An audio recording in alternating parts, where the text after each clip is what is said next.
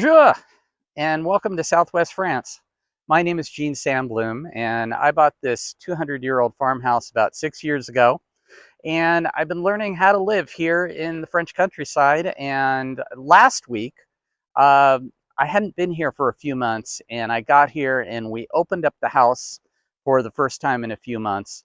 And today, we've got a few more opening ups to do. We've got a swimming pool down here that's been closed for the winter and the spring, so we're going to learn how to open that back up.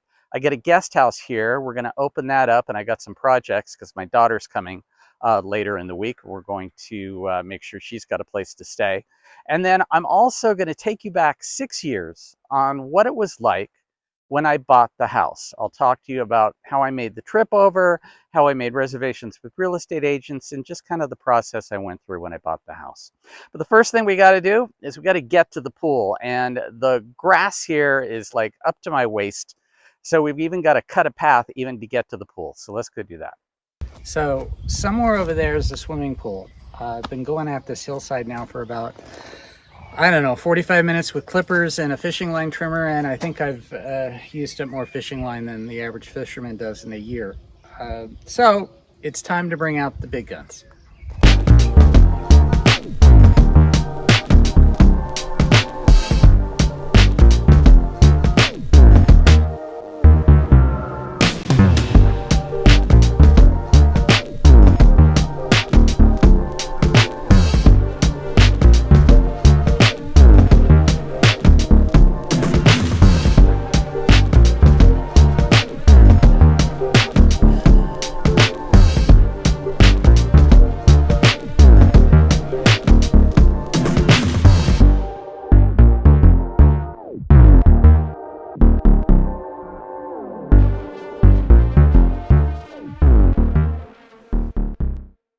So this is a lot better. That tractor really gets a workout with the 2 acres here. I can't imagine doing this with anything less than a tractor.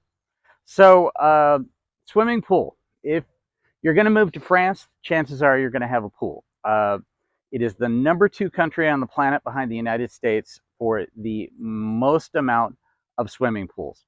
People here close them up for the winter, open them up in the summer. It used to be pretty much you'd open it up in mid-July and close it down at the end of September. But France, well, at least in 2022, had its worst drought on record. France, lowest amount of rain. The rivers here were extremely low. People were opening up their pools in early June, late May. And this year, looks like a lot of people were doing the exact same thing. One thing to note, in this country, there's this ribbon of rivers all over the place, and they have nuclear power plants on the rivers. So you get a double hit when you have a drought here, because not only are the water levels way down and they have water restrictions, but with the nuclear power plants, if they're not getting enough water or the water is too hot to cool down the nuclear reactors, then they have to shut down too, and then all of a sudden the cost of electricity here doubles or triples. I know that last year a lot of the mountain lakes where people go on vacation in the summertime couldn't open because there was no lake. So things are changing here right now. Typically though, I would say July through September is your swimming pool season, and I've got some friends who are going to help me open up the pool. I just wanted to introduce you to Pascal. Pascal knows everything about every plant in this yard and every plant in everybody else's yard as well too. So he planted the whole hillside for me over here, and he, in addition to knowing everything that grows, he also knows everything about pools. And so today we are going to open the pool. So this is going to look so gross. It's going to look like some chemical out of a Marvel horror movie, but you can come along, and I'm learning because normally I hire a pool person at 50 euros a week, and since now I'm here, I get to be the pool guy. So the pool guy is going to teach the new pool guy how to open the pool. And then this is Linda. Linda has been with me since I got here, and she is connected to every person that can get things done. I haven't shown you the guest house yet, but without Linda, I wouldn't have a guest house because we built it from scratch, hired plumbers and electricians and roofers and demolition people. And I don't know, there's 50 more people that we hired. And Linda was the one that put all that together. And Linda, when I'm away, she's the person that I call to help with a disaster.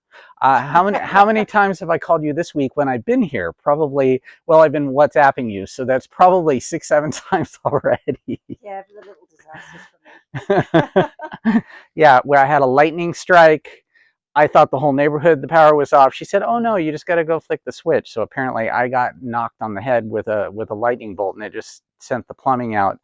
And then the cable people came to try and install new fiber optic Wi-Fi, and that was a problem. So at least Linda dealt with the company to set everything up, and now at this point, step two out of what maybe 20 steps. There's I think we're at B. Okay, we're all with this is early stages. So hopefully, they told me that the box on the telephone pole across the street doesn't have any more slots for me. So even though I'm in a hamlet with 4 other neighbors, apparently the 4 other neighbors have taken all the slots.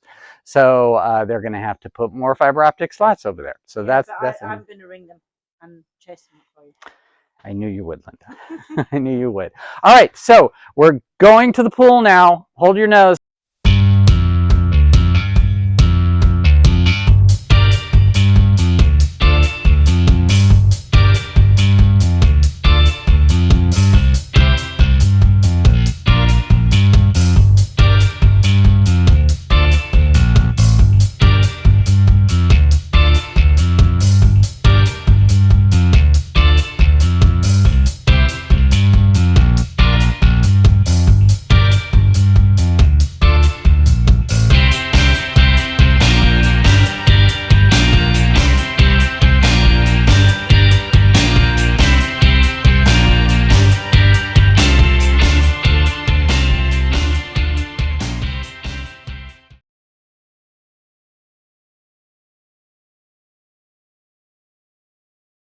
So I thought I'd take just a minute to explain how I ended up here, specifically in the southwest of France, France in general.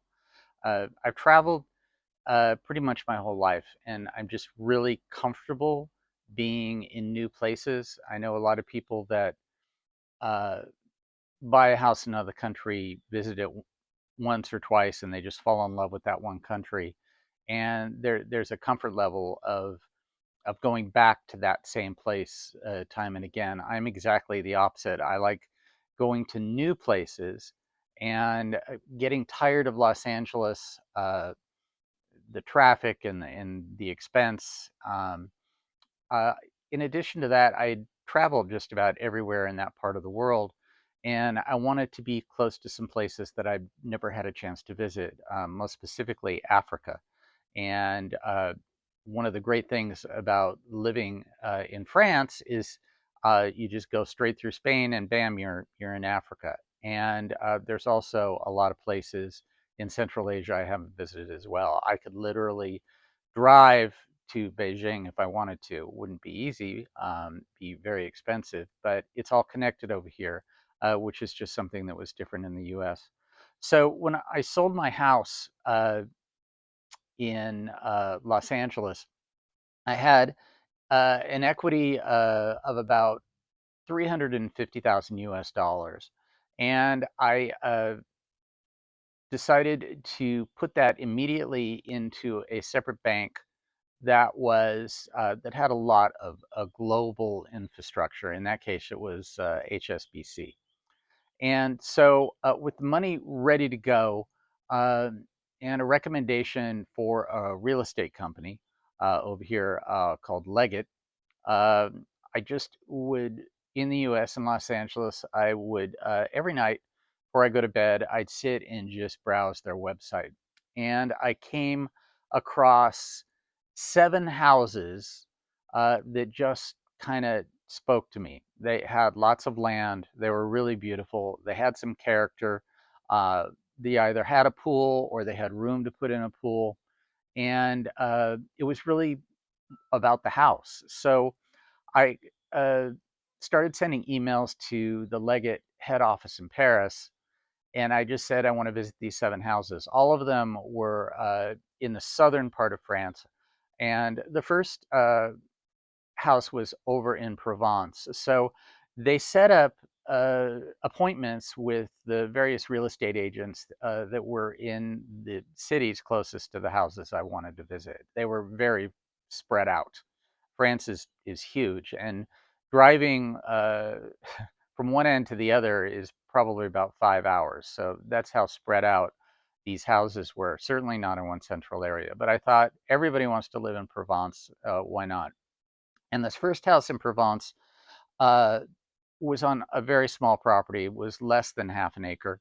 And there were other houses fairly nearby, but it was in a beautiful location above a river way up on a hillside. You could barely see the river. You could see the valley surrounding the river, or the gorge rather, that it went through.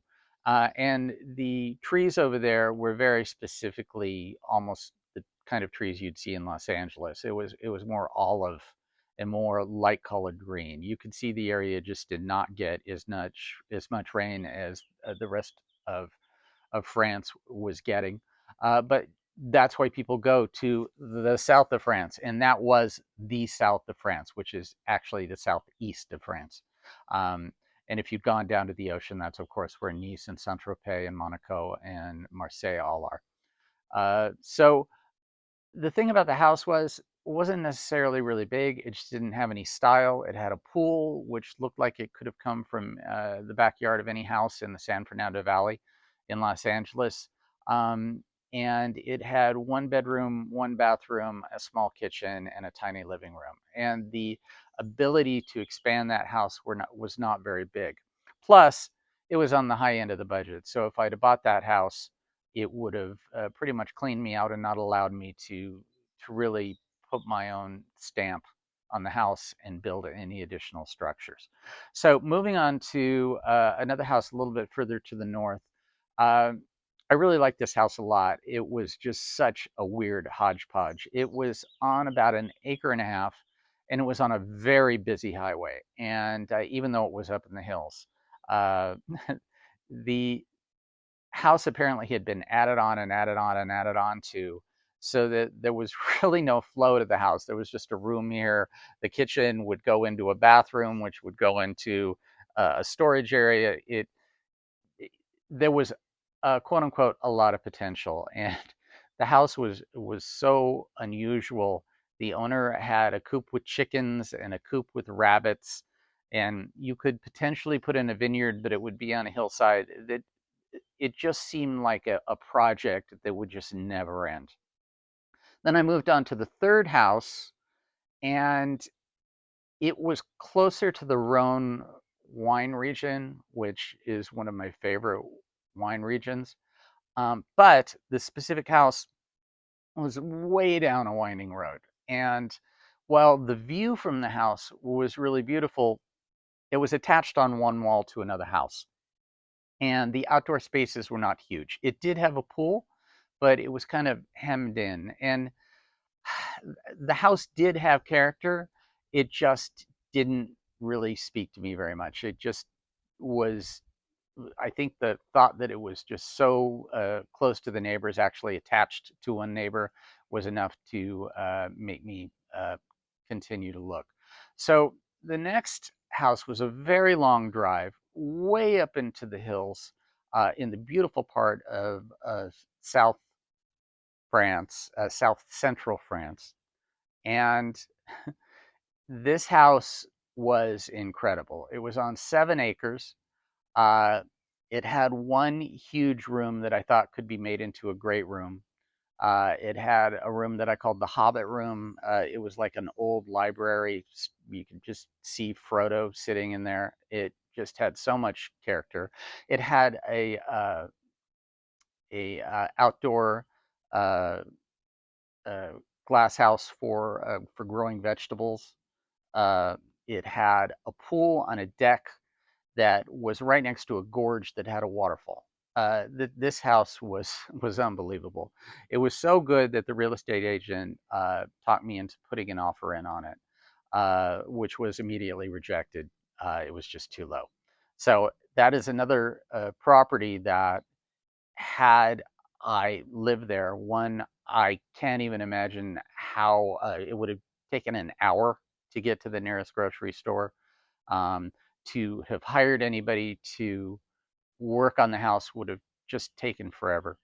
And it just was impractical from a financial standpoint, because while I could have probably afforded the house, I wouldn't have been able to do anything with it, and it wouldn't have been any fun to have a house like that if you couldn't do anything with it.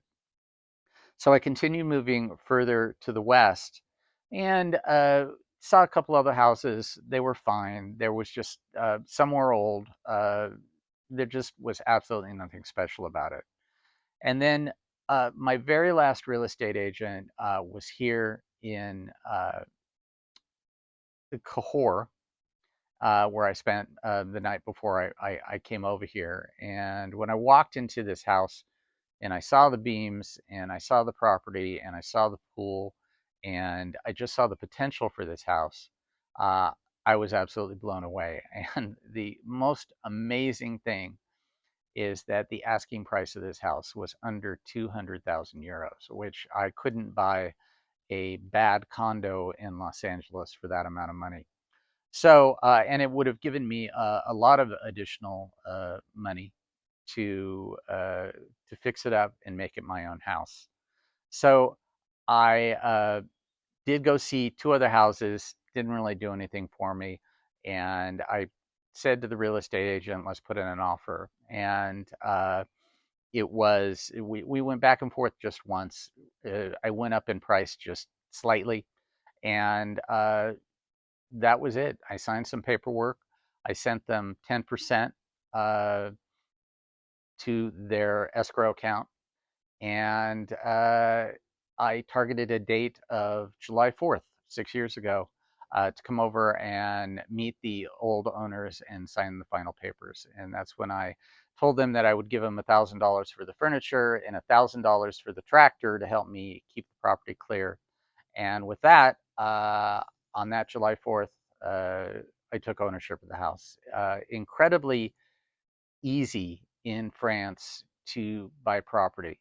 And if you were paying cash and don't have to have a mortgage, it just makes it so easy. The paperwork was done at the local notary, and where I met the previous owners. And with that, I was able to buy my maison en France.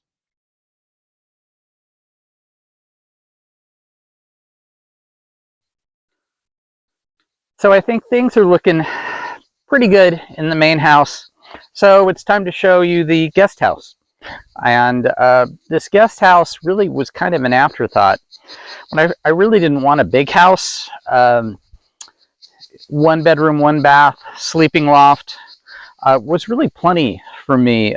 But when my daughter and my son would come over and they'd stay in the sleeping loft, it was just kind of a pain in the neck, literally, for them, because it just was too low, and it wasn't really comfortable. So on the side of the house, I don't know, about 40 years ago, they built a utility room, and it didn't match the rest of the house. It was in that same kind of red cement stucco-y material. Wasn't particularly nice. It kind of went down the side of the hill, so that when you went inside the utility room, it was probably on 5 different levels. It would go stagger down as you went along. The water heater was in there. It was fine for storage, but honestly, I dreaded every time I had to go in there, because with the water heater, I had to turn it on when I would arrive, and I'd have to turn it off when I leave. And it literally was a 5-star hotel for spiders. It just, no matter how I bug bombed it, they just moved in droves. And just walking in there to turn on the water heater was really gross. So I knew I couldn't really take that and do anything with it. So I looked into hiring a contractor to build an actual guest house.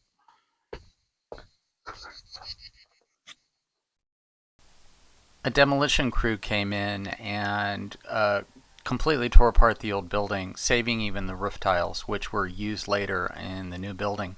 We buried the trash here instead of taking it to a landfill, which actually created a slope so that the construction crew, when they came in, could drive trucks all the way up to the side of the house. So now I have a nice gentle slope going down to the vineyard, and they had easy access to build the house. So the whole thing took about a year and a half, and we added a stone facing to it. We tried to add the same stone as the main house, but it was impossible to source. And that is the construction of the guest house.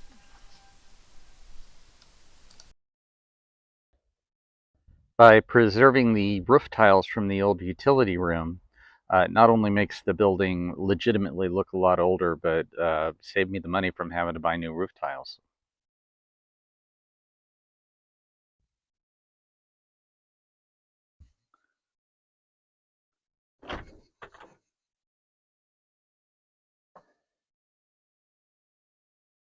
Definitely asked Monsieur Rock to put these beams in. I love the beams in the other house. Trying to find old beams. I'm actually trying to replace an old beam in the main house, and it's really difficult. So he hand built these for me, and I just think they turned out incredible. So not a very big room. As you can see, there's the bed. It's all wrapped up, the bedding, everything's in its vacuum bags. I found these furnishings at a Indo-China store in Toulouse. Again, trying to find old furniture in France is really, really difficult. And so you have to lean on some other culture. Otherwise, it looks like Louis XIV, and that look is a little over the top for me. Stuck with the purple curtains. Just a little closet from Maison du Monde. Great view here. Probably my favorite view in the whole place.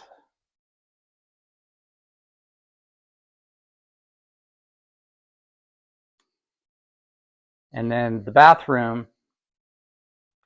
This is the wall of the main house. They sandblasted it, cleaned it up, and I think they did a tremendous job. And when you see the difference, not horrible, between the two walls. They were actually going to leave this one wall on the left here blank, butted up against this, but I thought it looked fine.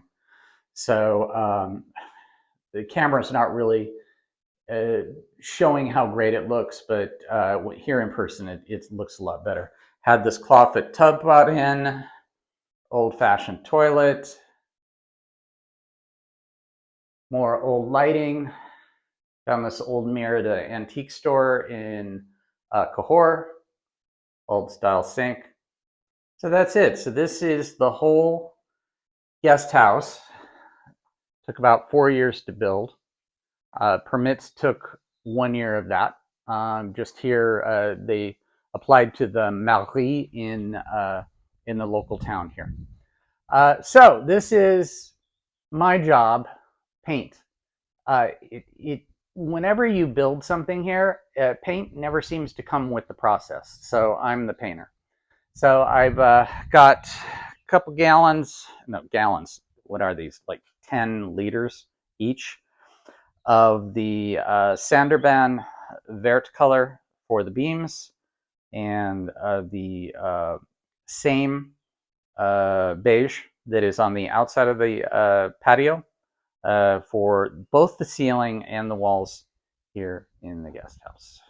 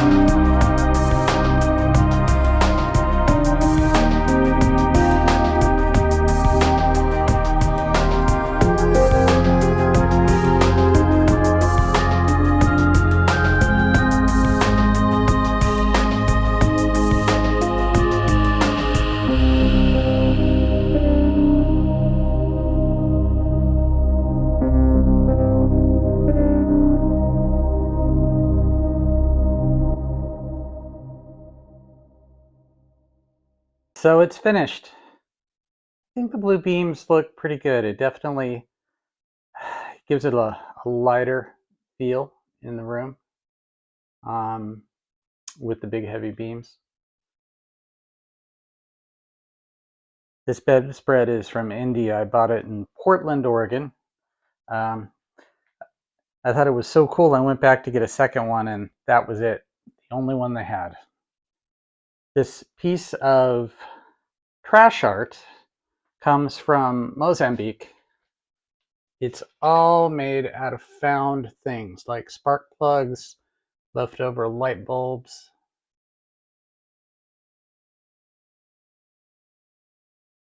Lamps, again, believe it or not, from Amazon. As I said, side tables uh, from colonial French Southeast Asia, as is this table. And this is another painting by Guzman, the same one that did the painting above the fireplace in the main house. Artist from Quito, Ecuador.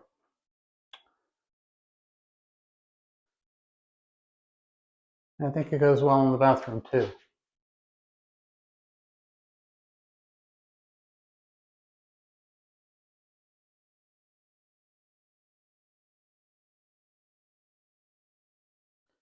This hand-painted tile came from Spain. We were at a building supply store just outside the hilltop village of Lozerte, and my daughter stumbled across a box way in the back. There were only enough tiles in it to really do this one bathroom, but I thought they were pretty cool, and I think it definitely gives it that old style look. This little bureau here was one of the original pieces that came with the house when I bought it. When they went to install this aeration pipe, they were going to cover it up with wood in the corner. And I said, well, why don't you just put a copper pipe in and make it look like it was part of the original building? And I think that turned out pretty cool as well. This little mosaic, I just got this year from Tunis, Tunisia. Nothing really spectacular, but I really think it kind of fits the bathroom really well. One of the cool things about living down here in Southwest France is the Toulouse airport. You can take $99 flights to Marrakesh and Tunis and Algiers and to Valletta, Malta. I'll get into that in a future video, but it's just really fun for a weekend to go to Africa, Northern Africa. This mirror I got at a antique store in Cahors, and another really cool little light here from Amazon. This door is about to get stained. It's really the last thing I have to do in the guest house. So that's it. So that's the guest house.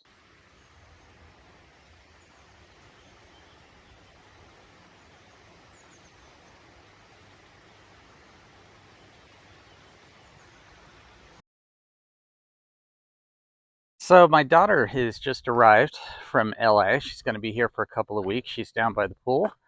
So I thought I'd go down and see what's going on down there. These steps right here I had put in when we built the guest house, kind of to expand the whole pad here for the guest house with the patio. But these steps right here were just built last year. I had a really hard time trying to find someone to build these 8 steps. And as it turns out, I was to the end of my rope and I was literally going to build them myself. And thankfully I didn't, because the builder said, oh, you got an unstable hillside. And had I built these steps on my own, they would have completely fallen apart. So these 8 steps cost 6,000 euro. But you know what? Finally, we get to walk to the swimming pool without having to balance down the side of a hillside. And we have some other steps over here that dated back to the early time of the house and they're completely falling apart, and I need to get those fixed as well.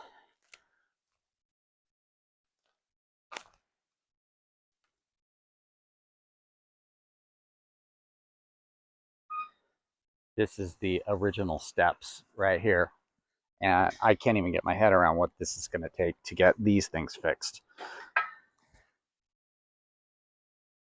This right here used to be a jacuzzi, and it was just falling apart. So last year, with Pascal's help, he chopped it into a million pieces and took it away. So this is in the future going to be a kind of shed that we're going to put a refrigerator in, and then we can store all the pool furniture in it in the winter time, because right now everything's just kind of all over the place. So my daughter is here. Bonjour Elle.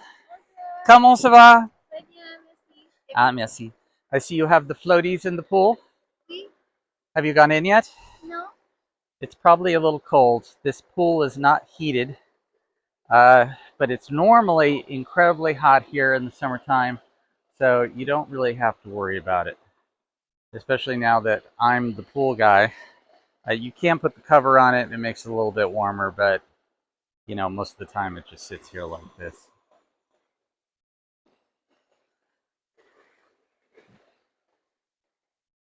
So here we have an odd mix of bamboo and an olive tree. So there's a palm tree up at the top of the house,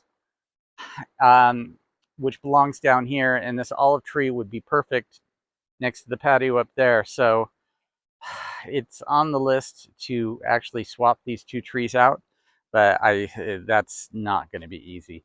The planted more bamboo up the side of the hill here where the road is, and slowly but surely the bamboo is multiplying. And this past year, because we had so much rain, it's going crazy. Bamboo is just starting back up all over the place.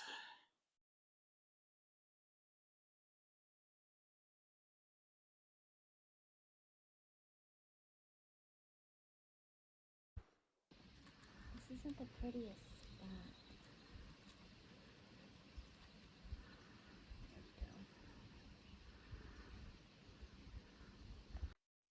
Thanks so much for watching. If you have any questions or you want me to dig deeper into something, please just leave a comment below.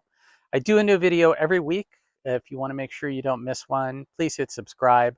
Next week, one of the most intimidating things I had to do when I got here in France was open a bank account. And I will walk you through the steps on exactly what you have to do that. And we're going to take a ride into the local town of Montcuq. And it's a medieval town. It's really pretty. And they have a great Sunday market. If you missed the tour of the main house, you can click here. We take you to a link so you can watch that from last week. Au revoir, à bientôt.